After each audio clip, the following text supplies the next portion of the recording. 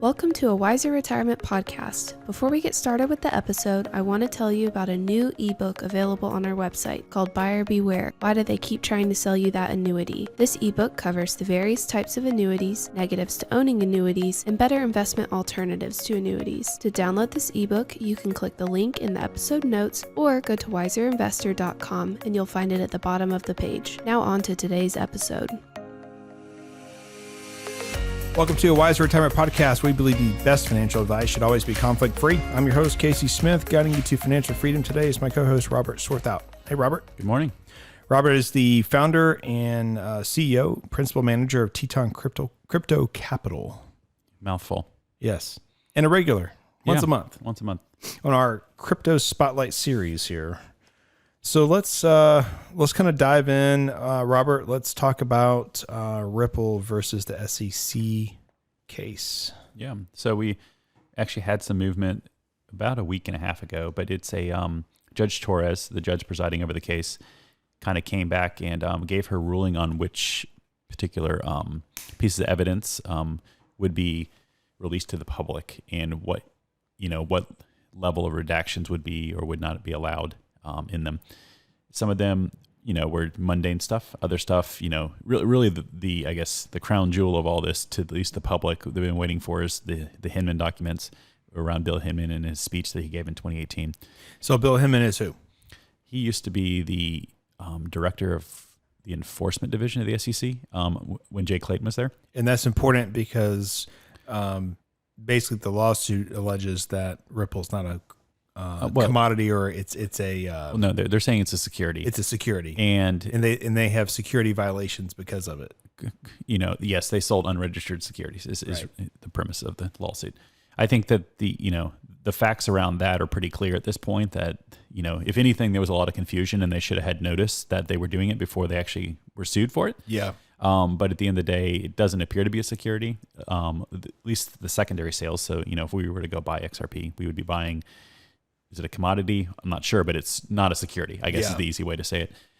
But the documents are Bill Hinman. There was 52 drafts of his speech that the SEC claims were his opinion, not the SEC's opinion, but he was having SEC lawyers and internal employees help him draft this. So it's like, okay, seems odd to call it a personal opinion. Yeah. Because in the speech, he claimed that Ethereum was not a security, and kind of get what they call the Ethereum free pass. So you could make an argument back when he was saying that it probably was a security. Today, it's likely not. There's some arguments to be made around the way it does staking that maybe it is, but we'll leave that for a different day. Okay. So has anything been released? I'm sure he was deposed and asked. He did give a deposition, and I don't think any of that has been released. So what everyone really wants to see is what's in those drafts. Like, how did the speech change? And it's just a bunch of, shady things have happened, in my opinion. Yeah. There's speculation that he was originally going to be saying XRP and Ethereum aren't securities. Because, like, at the time when he gave that speech, XRP had a higher market cap than Ethereum. So it's kind of like, that's weird for him to go down to because Bitcoin already had clarity with air quotes around that. Right. But, and then nothing else in the market did. So why did he go to number 3 and bypass number 2? So there's questions around that. There's been a lot of internet sleuthing. The law firm that he comes from and works for, still a partner at, was the law firm for the Ethereum project. Oh. So there's just like it feels like backroom dealings, right? Like a little self-serving. So the documents will be coming out. The judge ruled that they do need to be released. And she didn't say this, but apparently normally there's a 21-day clock that starts ticking to kind of get all that done, because lawyers have to abide by her ruling and figure out what redactions are allowed and which ones are not. Maybe it's to protect an individual's name that's not pertinent to the issue, type stuff. And that clock was ticking, and then like 2 or so days after that announcement, Ripple and the SEC jointly agreed to extend it an additional week. Okay, that's weird, but you wonder why. Little speculation here. Right. I'll admit if there was any crimes committed by Bill Hinman in what he did, and it's questionable. There could be. We don't know all the details, but the 5-year statute of limitations runs out because that was extended a week. Oh, wow. So, if he committed a crime and doesn't have to pay the price of that, it's unfortunate for the country that he kind of gets that. Who knows what kind of negotiations are going behind the scenes? Like, why would Ripple do that? Maybe they're getting something in exchange that's important to them, because Ripple has to defend themselves. They're not here to defend moral high ground. They spent how much money defending themselves? Recently, Brad Garlinghouse's CEO said by the time this is over, it will be over $200 million. And the idea that a company needs to spend $200 million to fight a lawsuit that probably, when it's all said and done, should have not had been filed. Right. It just is so sad. It's embarrassing for the country. And it's just there's not many, private companies that could afford to do that. Right. Ripple's in a position where they have a strong business from everything that I understand, and they have cash on hand to be able to do this. And granted, $200 million over 2.5 years, so you get to spread it out a little bit. It's still a lot of money.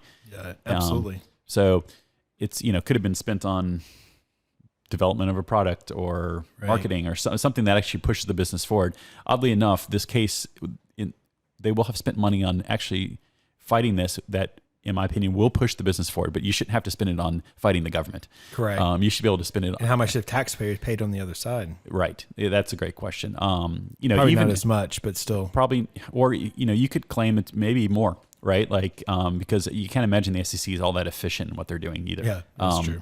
Ripple paid for the best attorneys money could buy. There's no doubt about that. But it's just, it's just in a situation where, I beat this drum all the time. We need regulations, and Congress needs to step up, because if there was a clear rule book to play by, this wouldn't have happened, and we would have been further along. The U.S. is getting left behind in crypto. I mean, there's no doubt about it at this point.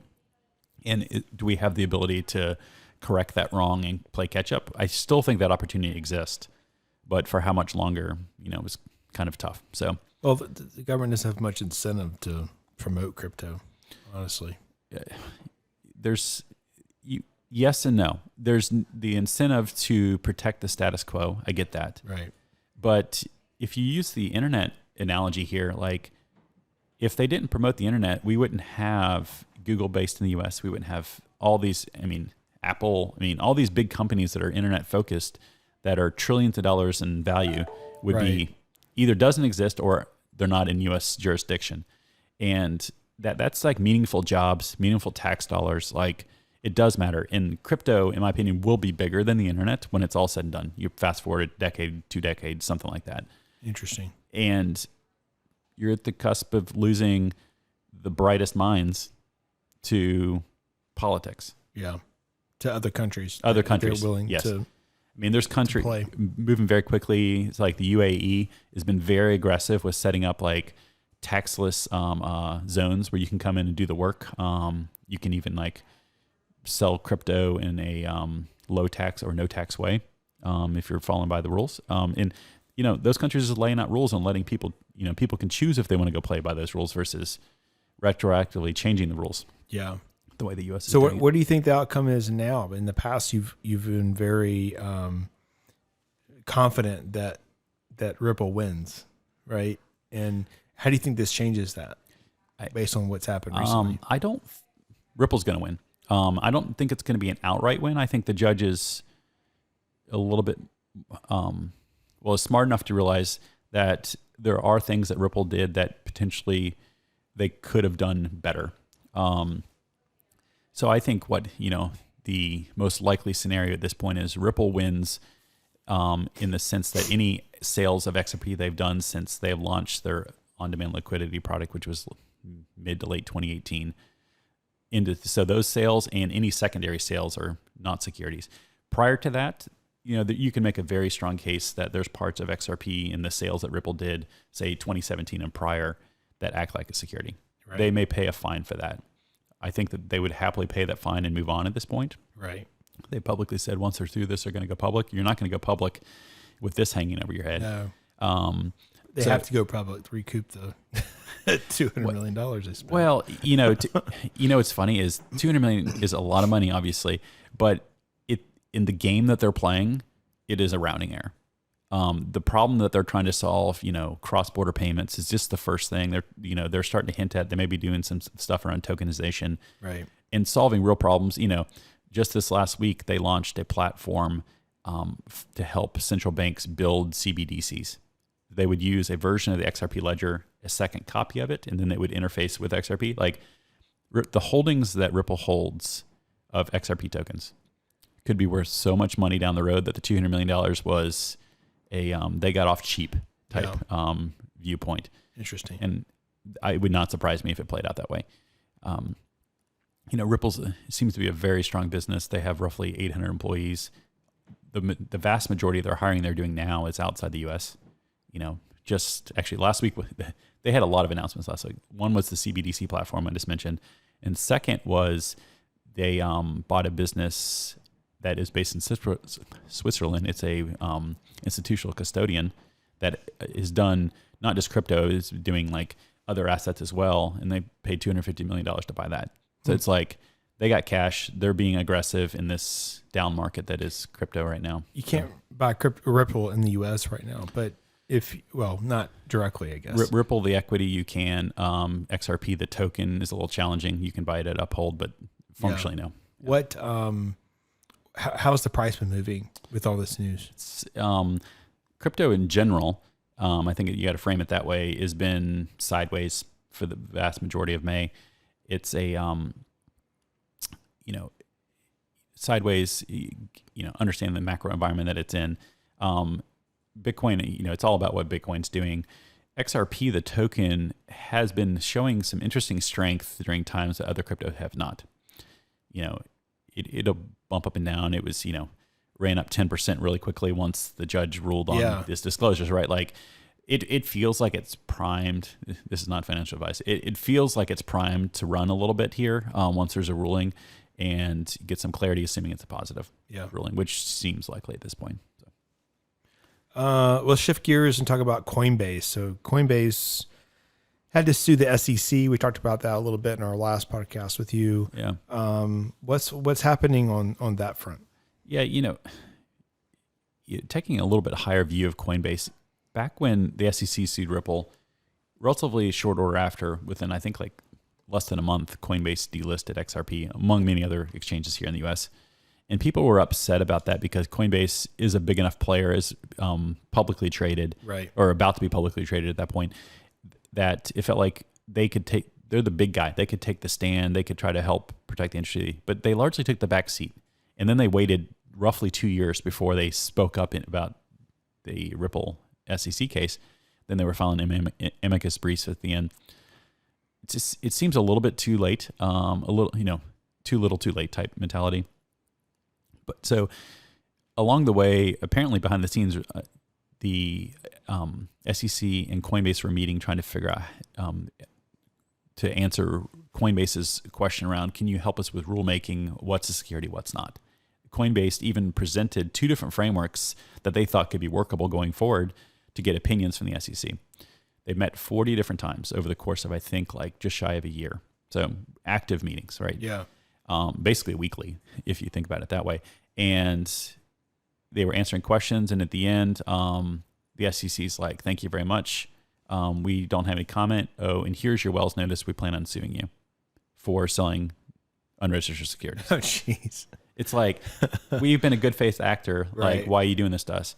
And then that has sat for nine months. That was like last summer. And the SEC just basically, put its fingers in its ears and not paying attention. So roughly a month and a half ago, the Coinbase sued the SEC in, I want to say it's appellate court. I forget exactly which level of court it's at, but to basically to have the court compel the SEC to give a yes or no answer to their question. Like, dumbed it down, right? I mean, right. In some ways it's a poke in the eye. And that has not been ruled, but it seems likely that the SEC is going to get upheld to do the answer, right? Like, because there's no like law saying the SEC has to respond in 6 months, but there is something in the law around language that says something like in a reasonable time. what's reasonable. Like you're starting to get what many people would seem unreasonable at this point. And the challenge with it is, Coinbase, while they're provoking the SEC to give an answer here, they also made us get the answer of the SEC saying no. Right. Just to spite them. I don't know how that's going to turn out. I actually think that there's a chance that the SEC starts to understand, like, they haven't appeared to care about their reputation at all for the last 2.5, 3 years. There may be a crack in that strategy, and that maybe they're starting to soften that a little bit. I don't know. Time will tell. I look forward to kind of hearing what that is. But at the end of the day, the SEC can make these rules, but the guidelines, again, need to come from Congress and be regulations and be part of law to get rid of this confusion. It's just wasting, I can't imagine how much Coinbase has spent time and money of people hours and legal fees to turn around and do that with the SEC when Congress could have done their job. Right. So. Well, but it's not just SEC. You think about Google being sued by the government now for a transaction that was approved by the government. Right. Yeah. It's the same kind of concept.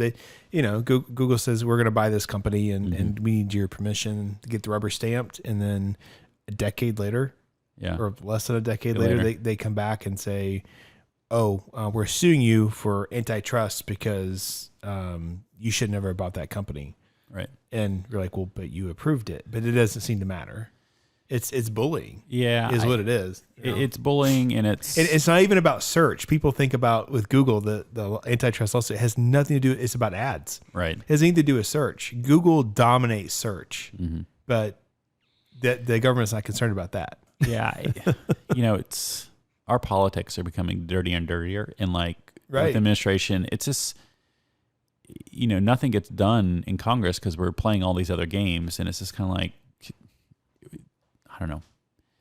I'm not old enough to say the good old days, but the good old days seem rather nice at this point, even 10 years ago. It didn't even have to be too far. I was reading an old article that popped up somewhere along the way of me researching something else. And I don't remember the Speaker of the House name when Ronald Reagan was in, but these guys would bash each other and over policy, and then they would go and have dinner afterwards, and man, you can imagine any of the speaker having dinner or hanging out or going to church with the other side, and it's gotten so polarized. And, Trump didn't make it any better because he proved that you could be mean and nasty, right, and you could get away with it. And then it's transferred into society. Right. So now people talk to each other that way. Right. It's really bad. It's really bad. Yeah. Super sad. All right. So we have another lawsuit with Grayscale. Now Grayscale runs they run a lot of things actually. Yes. But they have the ETF, right? No, they want an ETF. They want an ETF because they have a trust fund. Yes. They have the publicly traded trust, the big one being GBDC. That's the GBTC, excuse me. Right. That's, the publicly traded trust for Bitcoin. I want to say they have roughly a dozen of these things, Right. They don't have one for a while they had one for XRP. When that also came out, they kind of wound that down. But there's Ethereum, there's some other ones. Just recently the SEC, I think gave notice that they were going to sue Grayscale because of one for Filecoin. You probably never heard of Filecoin, but it's one that they had this trust application for. And it's just kind of here we go again. But so this lawsuit that you're referring to with Grayscale. So Grayscale sued the SEC for not approving their ETF application. And they've done it multiple times. And everybody wants a Bitcoin ETF. Everybody. I mean, everybody that cares about it. Yes. Yeah. There's been many applications. Right. Maybe a dozen of these. I don't know. Quite a Probably lot. more than that. Yeah. Because some of them have applied multiple times. Yeah. Right. But maybe 12 unique sponsors. Yeah. So you have this going on, and it's just kind of at some point it doesn't make sense why it's not getting approved, because we have a futures ETF that's been approved. And the SEC is functionally claiming that there's not enough market publicly available information to have a functionally stable ETF. They don't. I think in Bitcoin. In Bitcoin, yeah.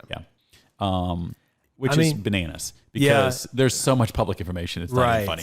Right. And then the judge. So what's I guess the update here is the judge, or excuse me, the panel of judges, because of the level of court they're at, it's a panel of judges, not just one.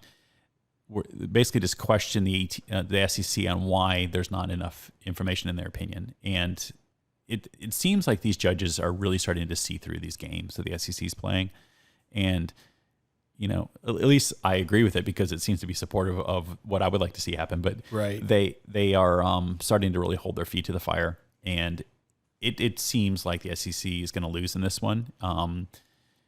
But I don't know. But if they do, does that mean Grayscale gets the first Bitcoin ETF? I don't know. Like they were the first one to apply for it originally. To me, that it proves that SEC was wrong. Maybe there's damages of some sort. They could file. But it doesn't mean that a Bitcoin ETF gets approved. I would imagine that part of the ruling would be that it has to be approved. I don't know. It's a good question. See how that pans out. Yeah, on the other end. And there needs to be multiple providers of these ETFs, in my opinion, because it's going to get the fees down. The fees on this trust are absolutely absurd.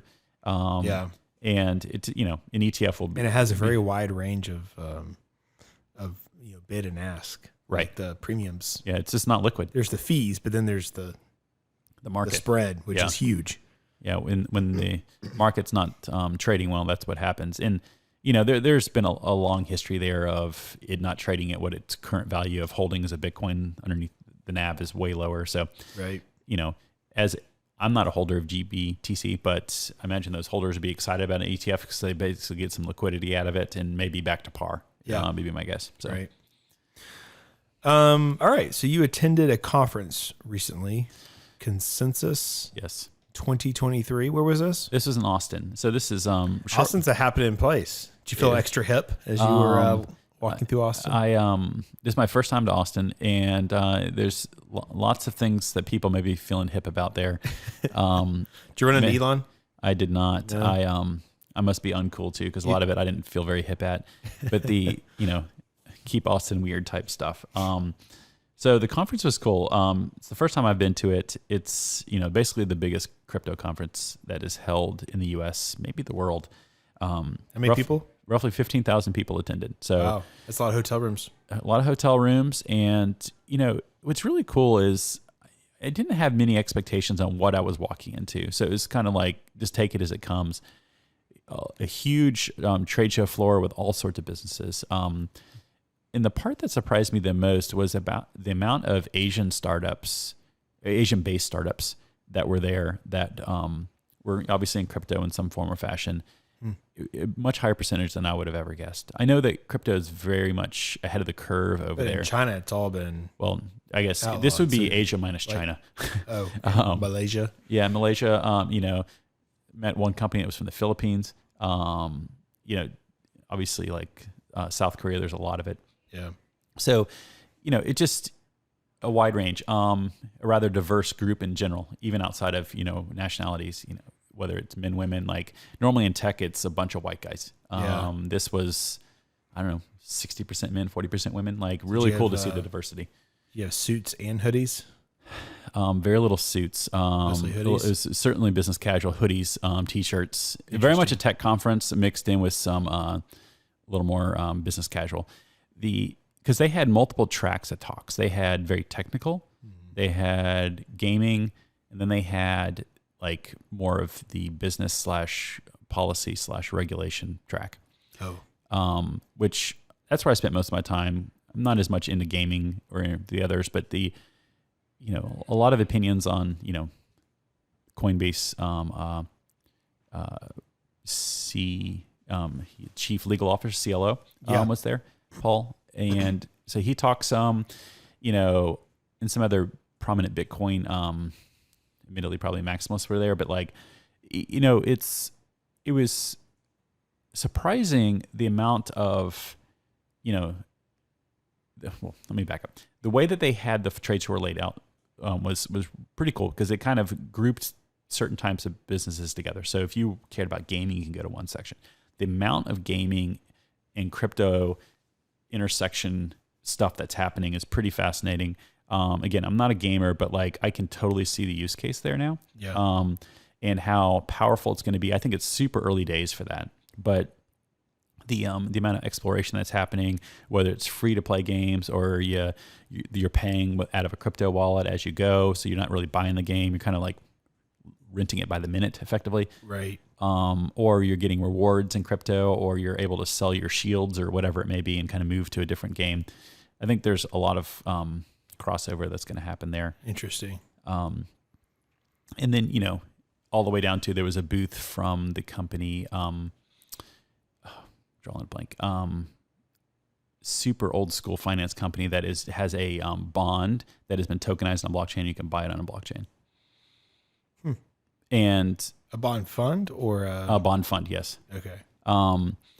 And it's super low liquidity. It's not actually. Yeah, I was about to say that's might be a little ahead of its time. Franklin Templeton. Oh wow. Yes. And it was fun to talk to them. They probably felt a little out of place at the conference too. They were the suits. Yes, they were in suits, but they were wearing like dry fit pullover shirts that had their stuff printed on it. So they felt hip. Got it. But That's it was funny. it was cool to kind of talk to them and understand their product and where it's going. But there was all sorts of service providers for crypto companies, service providers for immediately maybe like accounting side of stuff, helping with the accountants do their stuff. But there's a wide range, but a lot of energy. And the speakers that I listen to, everyone's beating the regulation drum. Like it's just so loud. Like admittedly, it's a bit of an echo chamber there. Yeah. But it's, it just feels like it needs to happen so bad. And there was, they even had a representative from, I want to say the Caymans come and talk about how they're dealing with crypto down there and how, admittedly, they're ahead of the U.S. And, he talked a little bit about the stuff that happened with FTX. But, overall, it was a great conference. And I think that, is it something that I go to every year? Probably not. But, if somebody really wants to dive deep and get an education in crypto and has 3 or 4 days, I think it's a decent option to kind of go to and get immersed in it and come home. So Interesting. Let's kind of wrap up with Ripple launching a platform for central banks. Yeah. So there's we haven't talked about this in a while. I mean, that's actually being studied here in the U.S. too, right? Correct. Yep. I think that's called Project Hamilton here in the U.S. But so there's 200 something countries around the world in some form exploring a CBDC. So for all intents and purposes, the whole world. Explain that acronym. CBDC, so central bank digital currency. So money so is be like a digital dollar. Exactly, a digital dollar. Money's digital now in the sense that it's a credit card or it's a through Apple Pay or something like that. For us here. For us and for most developed countries, right? But not all countries are taking credit cards, though. Correct. Or even like in Europe, there's not as much credit cards, but there's debit cards and there's electronic money. The difference with like a CBDC is that it would be money on a ledger and it's programmable. They could put rules around the money. So they could say this money, say you're getting some kind of assistance from the government, this money can only be spent at these kind of stores. Right. Or for these kind of products. Could be helpful. Some people like the idea, other people don't, right? Because right now cash is, you get to do what you want with it. Yep. I think that it could help take some of the fat out of the system in the sense that, government programs are abused. I think there's some possibility there. But, like when, I've used this example in the past, back in 2020, when there was all these stimulus checks coming out, they were trying to figure out how to get money to people. It could have happened immediately. They could have also said the money has to only be spent on food, rent. They could have literally locked the money down. The stock market wouldn't have gone as crazy as it did because everybody wasn't buying meme stocks. Right. right. Exactly. But so there's all these different countries exploring what a CBDC might mean for them. Everyone has got either their own fiat or they're using someone else's fiat as their base currency. So there's those considerations. I think the U.S. will be one of the last countries to do this. I don't see there's much incentive for the U.S. to do it, quite honestly. I think I've thought about this a lot. I think the incentive for the U.S. is they start to be able to control a lot of the dollars that they don't get to control now. The whole euro dollar market functionally is out of the Fed's control. And if it was a CBDC, it's on a ledger, all of a sudden they control it. So it would take a while to kind of make that transition. Control it from a trade standpoint, everything, not from an individual standpoint. Because I have a hard time believing that in the U.S. we'd ever go as far as China, where they know exactly that you brought cigarettes at 12:02 and you weren't supposed to, and they cut you off your allowance. Maybe we get to that. Never say never. I feel like there'd be a civil war. The North and South would divide. I think there's a lot of friction against that in the U.S. Right. Yeah. But I would say, there's laws in place for that too. Correct. Well, the state laws like Florida has done are jokes. They don't get to control the currency. I'm not quite sure. They're just making a stand. The governor's running for president. So that's why that's happening. Yeah. But I think that, long term, what happens, I don't know. There's been, just generally, in my opinion, there's been a lot of erosion of freedoms over the last 20, 25 years. So we're sliding in the wrong direction there for that kind of trend. What is a use case for US CBDC? I think it's more like the Fed settling with the Euro, the European Central Bank, or other central banks. I don't see a CBDC functionally changing the lives of Americans all that much, day-to-day lives. Yeah. I think a stable coin like USDC almost acts like a retail CBDC, right? Right. So, long story short, I think that what Ripple's doing here is cool. I think they launched with 3 countries that they're exploring with right now. Palau's one of them. So small countries that functionally probably have a lot to gain for them, but rather low impact for the world. So the idea is Ripple's helping run a separate version or copy of the XRP ledger that they would run for that central bank. And then that would allow it to plug into the normal XRP ledger to do cross-border settlement or just kind of be able to interface with other currencies. So it kind of act as that middle conduit. Will they be successful? Time will tell. Ripple's been working on this for a while. There's been, just little things dribble out here and there over the last year or so. And it'll be interesting to kind of see how quickly it evolves now that they're public about it.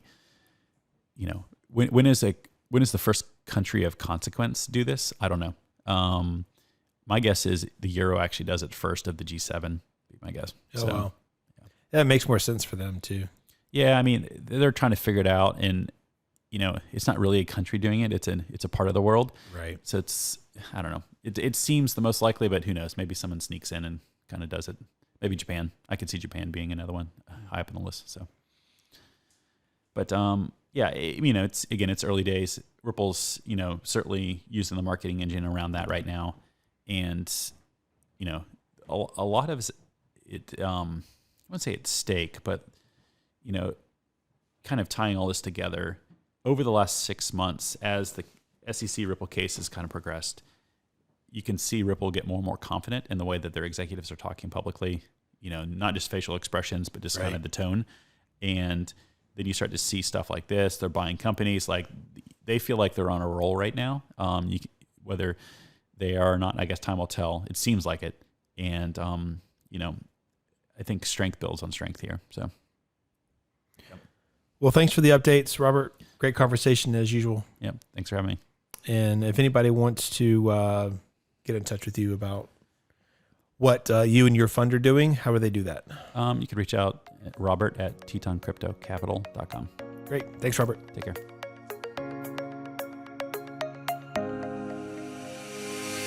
Thanks for listening to a Wiser Retirement podcast. We hope you enjoyed today's episode. Make sure to subscribe wherever you're listening. That way you don't miss any new episodes. We'd also appreciate if you could leave a rating and review. If you have any questions about anything that was discussed today, head to wiserinvestor.com and reach out. This episode was produced and edited by Ken Hoadley.